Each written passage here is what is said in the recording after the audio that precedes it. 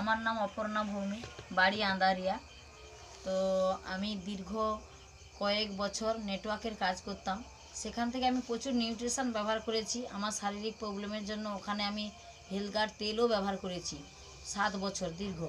কিন্তু আমার পরিচিত একজন বাড়ির পাশে উনি একজন মাস্টারমশাইকে আমার বাড়িতে নিয়ে আসে এবং দেব কেয়ার বলে একটা প্রোডাক্ট আনে।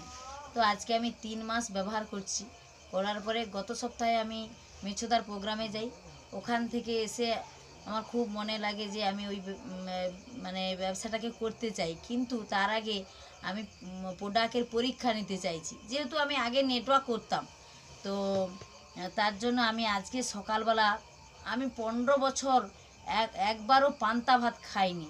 কেন, পান্তা ভাত খেলেই আমার ঠিক বেলা 1টার দিকে পেটের যন্ত্রণা, অ্যাসিডে মানে সে ছটকান যে আমার শরীরের মানে বাথরুম যেতেই হবে, আসতে হবে, এত পেটের পেন। তো আজকে আমি ডিপার্গোটা নিয়ে সকালে কি খেয়েছেন? ডিপার্গো? হ্যাঁ। আচ্ছা, বোতলটা একটু দেখান দেখিনি। আচ্ছা আচ্ছা, ঠিক আছে। এইটা আজকে আমি সকালবেলা গত সপ্তাহের মিটিংয়ে গেছিলাম, আমি একটা করে খেতাম।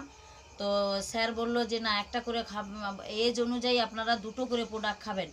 তো আমি 2টো করে রবিবার থেকে এসে সোমবার থেকে আমি 2টো করে খাচ্ছি।